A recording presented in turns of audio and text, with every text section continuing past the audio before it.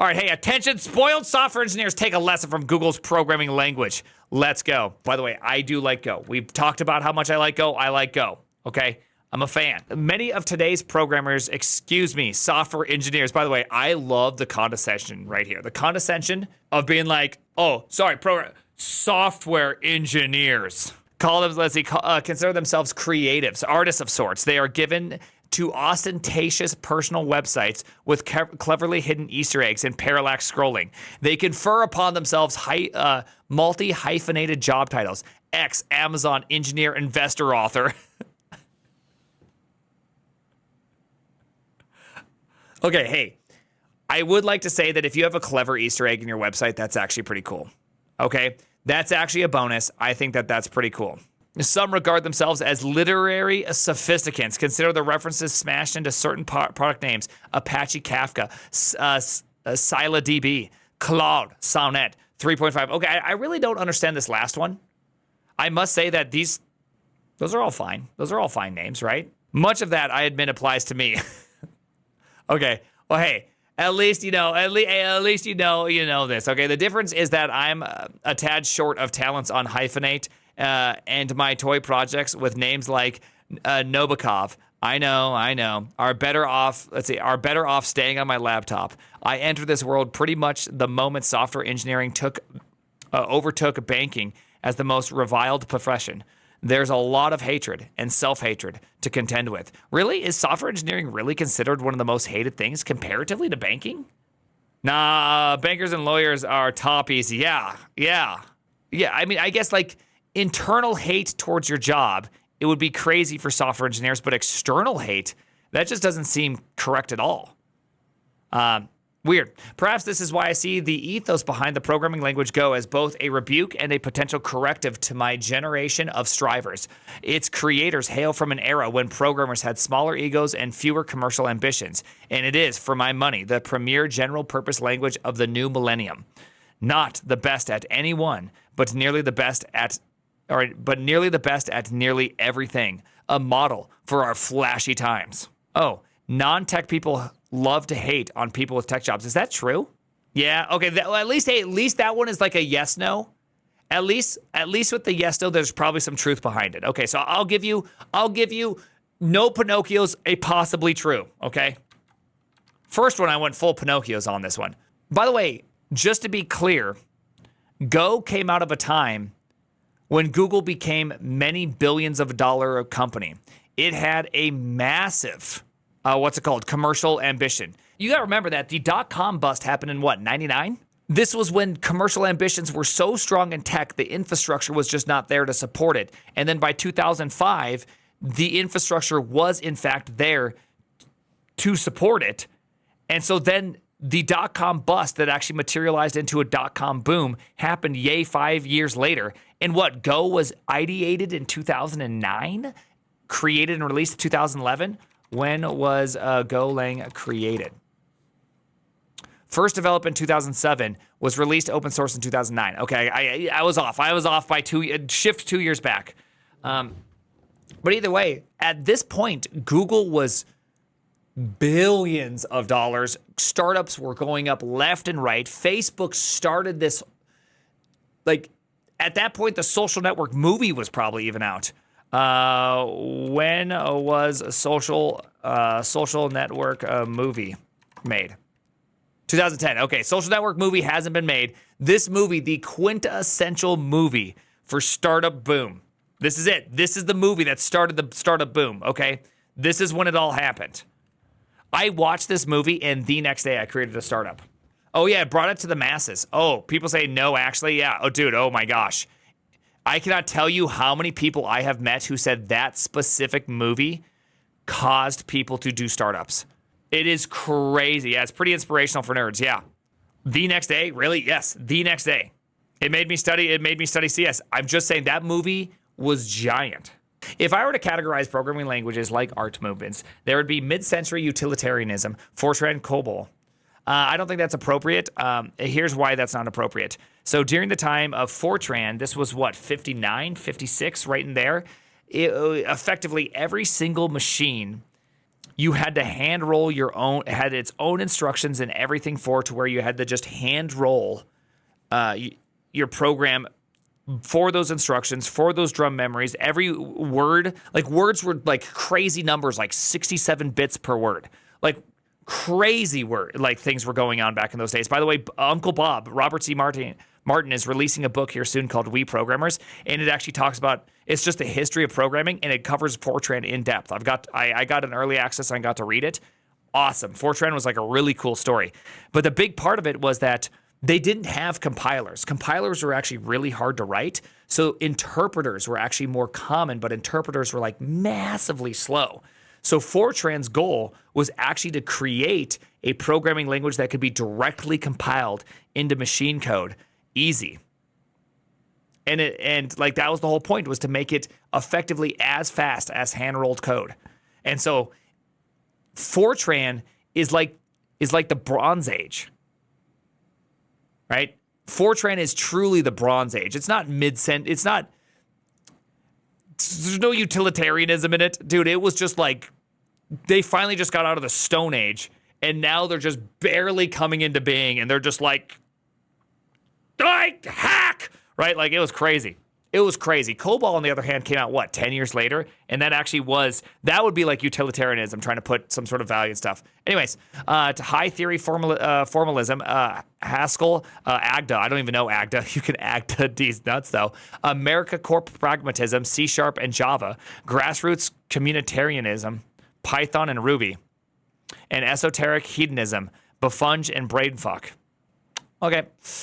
I'd say Go, often described as C for the 21st century, represents neoclassicism. Not much of a revolution as a throwback.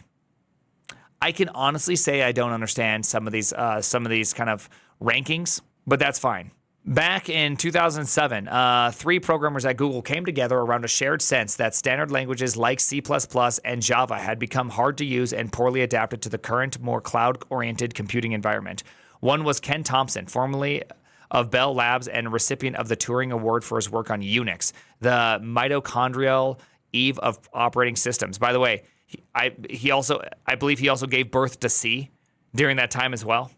Like, C was created so that Unix could be created, and Unix was created so that C could be created. These days, OS people don't mess with programming languages. Doing both is akin to doing the Olympic high jumper, also qualifying for a marathon. Joining him was Rob Pike, another Bell Labs alum, who, along with Thompson, created the Unicode encoding standard UTF-8. You can thank them for your emoji. Yeah, you can definitely thank Rob for your emoji. Watching these, he said 3 people, right? 3 programmers came together, but he only mentioned 2. RIP the third one. Who's the third one? Watching these Dayans, I don't know this term. Dayans? Doyen. Doyen. Most respected or prominent person in a particular field. Doyen. Oh, that's actually a very nice term for this. That's a very nice term. Doyen. Robert Grissomer. Okay. Doyen. Yeah. Watching these doyens of programming create Go was like seeing Scorsese, De Niro, and is it Pesci? Is that Pesci? Is that how you say it? The funny is I've never seen either of these 2 names written out, and so they're just like hard for me to say like, oh yeah, that's clearly Pesci. Okay, yeah. Scorsese, De Niro, and Pesci reunite for The Irishman. Even if it's flippantly SEO unfriendly name could be forgiven. I mean, the sheer chutzpah of it. A move only reigniting search engine king would dare. This is a very hard sentence, but I do love this. This is pretty good.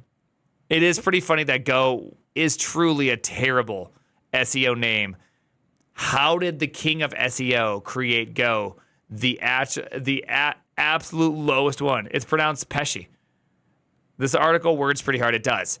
This article definitely has the veneer of AIism.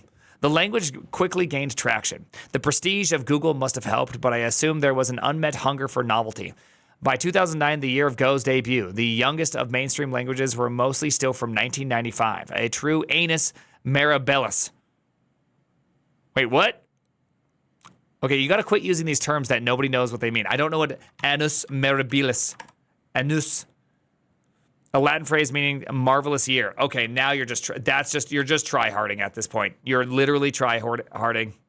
That's try-harding. When Ruby, PHP, Java, and JavaScript all came out. That's true. I thought Java and JavaScript were announced in 1994. Announcement for Java and JavaScript. I thought that was 1994, honestly. Because we read this. We read the announcement letter. There was like a co-announcement. Oh, it was 1995. Okay, my bad. It's December, right? It was in December, if I remember correctly, but... Oh, yeah, December 4th. Okay, 1995. Okay, so it was December. I got the wrong year. So it's barely 1995. Barely. By the way, I'm not sure if Go's novelty was it. I'll tell you a little story quickly about Go. So I was at a place called Web Filings when I was there. It's called Workiva now. It's a publicly traded company on the New York Stock Exchange.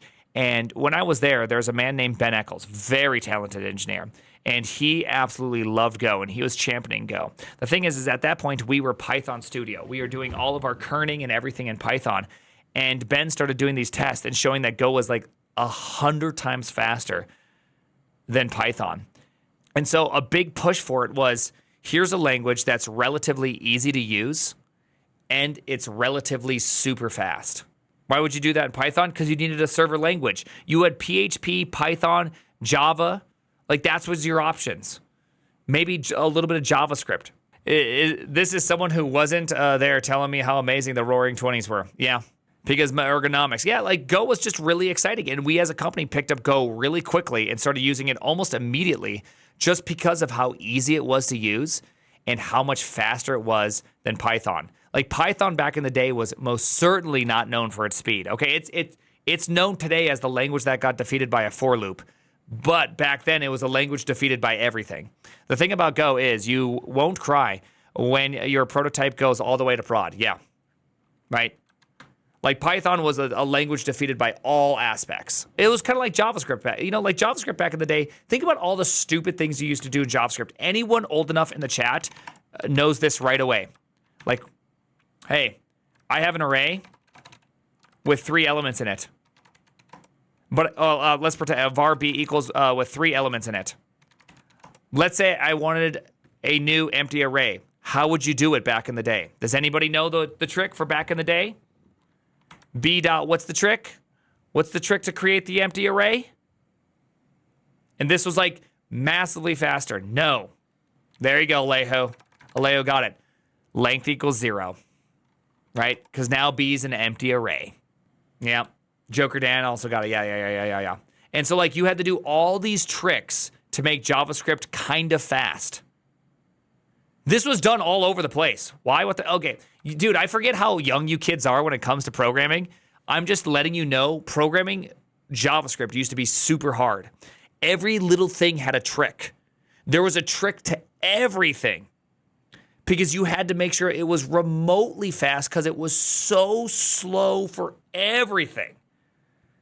Like, people don't understand that the real reason why JavaScript got so popular is because the V8, because effectively Google, but V8 hired such good engineers, they could make an insane language fast enough. That's what made JavaScript really spread, was the fact that that V8 team is so talented. They're so effing talented. Right? It's incredible. Yeah, V8 is so fast for what it's working with. Exactly. It's honestly incredible what they did. I have so much respect for the V8 team. Like, you have no idea. It wasn't, let's see, hold on. It wasn't that advancements in programming language design had stalled. Language designers are a magnificently brainy bunch, many with reformalist zeal for dislodging the status quo. But what they end up building can sometimes resemble a Starchitect's high design marvel that turns out to have a drainage problems. Most new languages never overcome basic performance issues. But from the get-go, Go was, ready to go. I once wrote a small search engine in Python for sifting through my notes and documents, but it was unusably sluggish. Rewritten in Go, my pitiful serpent grew wings and took off, running 30 times faster. As some astute readers might have guessed, this program was Nabokov. At least that's a great throwback. What a great throwback, right? Yeah, The kerning issue, it was like 100x difference because you don't have to do math in Python. Math in Python versus math in Go. Very, very different. Dude, get the Samsung Galaxy S24 on us. Get Samsung Galaxy S24 ain't us. Thanks, Wired. This is not to say that Go is a perfect language. It's more workhorse than showhorse. It came out 15 years ago, enough time for a stream of breakup stories and critiques to cycle through the industry's paper of record. Hacker News. To wit, many find Go code ugly. I do. Go code is genuinely ugly. This right here is ugly code. All right? Ugly code. Ugly. Ugly. There's a procrustation uniformity to it, and it lacks the tidy shorthands of, say, Ruby or Python, so even common patterns can become messy and cluttered. Ask a Go programmer about error handling. I don't know how many times I have to say this. This is the single worst critique of Go. Like, the single worst critique. The error handling in Go is superb in comparison to try-catch. And I am happy I don't have easy syntax, because often when you have easy syntax, you just have these errors that are thrown from the very bottom with absolutely no wrapping, and then you just get an error at the top, and you have no clue what it is, and then you have to rerun it with Rust backtrace equals 1, because you're like, where the hell did this error come from? It is not true at all. This mentality, whatever this notion is, it's just not true. Try-catch is the worst, and then question mark also becomes just a huge pain. He's doing the meme. I'm doing the meme, people. Also, you can't run the code, even with correct syntax, unless certain styles are strictly followed. Imagine a word processor that does not allow you to save unless your essay is free of grammatical errors. Yikes. I'm happy to admit that Go lacks the ergonomics of newer languages, but I struggle to dispel the suspicion that these are complaints of a spoiled era. If the chief engineer of the first generation Ford Mustang were tasked with designing a new line of cars and did so remarkably, models of practicality and workmanship, would you complain about them having no touchscreens? No, we would love it, because you know what? I'm going to say it here, and I'm going to say it once, and we're going to all agree and press 1 in chat if you agree. Fuck touchscreens. Give me knobs. Give me buttons. Give me tactile touch. Last thing I need to do is be driving, looking at the stupid touchscreen, being like, how do I turn down the AC? Oh my gosh, it is so bad. How is that not illegal? How is touchscreens not illegal in cars? How is it not illegal? It is crazy that they're in cars. Yeah, and if your car is just cold enough, sorry, your touchscreen doesn't work. You can't turn on the heat. All right, let's keep on going. This is feeling extra spicy right now. I'm actually feeling enraged. It's odd to think how young the field of computer science is. Alan Turing's paper that launched the field is less than a century old, and we live in a small window of time where pioneers are alive and professionally active, even into their 80s. Go is a language created by people who had nothing left to prove. I don't know if that's true. I think Go did prove something. To be completely fair, Go was actually created incorrectly. Go was created to be a systems level language, and it's not. It never was. It actually is a marvelous server language. And it's a happy accident. Honestly, Go is Go is the Bob Ross of programming. It's like the happiest little accident we've ever had. Go was created incorrectly. Yo, same. Yeah. You know, I agree with Prime's statement. I agree with my statement too. It's actually a pro point. Yeah, it was meant to be a systems language, but created with all the ease and nicenesses of modern languages. And it's fantastic. I'm not sure that systems language means that the same thing when Rob Pike says it than when we understand it. That's also probably fair. I've been really loving Go lately just because I love this idea of just doing something simple, because I spent so long doing stuff in Rust. I'm going to re-go through Rust again. I think Advent of Code, I'm doing Rust again. But I've just been in this simplicity day where I'm just loving the days of simplicity right now. And it's fun for its own sake. You know, I don't have to think about it. I just write the thing I want to write, and it's going to be good. I'm going to have no errors. I'm going to have good logging. I just have all the things I want in a language. Good logging, good error handling the way I like it, which is as values. You know, I don't want to do a Beam language. It's either Elixir. Maybe I'll do Elixir. I might do Elixir. Thoughts on Odin? Odin seems great. So I hope it's not too contrived to speak of late style in programming. The idea is usually attributed to German philosopher Theodor Adorno, who observed a growing contradiction and alienation in Beethoven's later work. The literary critic Edward Said expanded on the notion in his posthumous book on late style, discussing how some artists, when facing impending morality, reject traditional artistic closure and instead embrace fragmentation and unresolved tension. Oh, I've never heard of any of this. That seems really interesting. I almost want to learn this. What I find more intriguing and rarer than we might have thought are the cases where masters in their later years do accept a certain closure and, as Said put it, maintain a spirit of reconciliation and serenity. Social media has provided us with disappointing yet sobering spectacle wherein supposedly accomplished individuals, since we're talking about technology here, certain computer scientists and AI who shall remain nameless come to mind, regularly engage in unseemly reckonings with their residual baggage. I actually have no idea who they're talking about. Is this a jab at Sam Altman? Maybe Elon Musk? Ilya Stuger?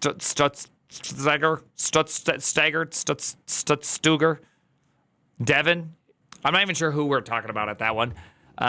It's a very interesting idea, though. But what I find very interesting but weird in an article. But when I think about Go, I feel a sense of serenity. Instead of involving themselves in spats with young kvetchers, the Go team directs you to their frequently asked page. The gold standard of frequently asked page is written in a gentle, statesman-like tone. And with that, they rest their case. I suppose that's where some people do end up, completely, even plainly, at ease with their work. To know it's possible, someday, perhaps, is a balm. Maybe my generation will learn to tame our egos and find our footings. We still have a few decades to make it or so.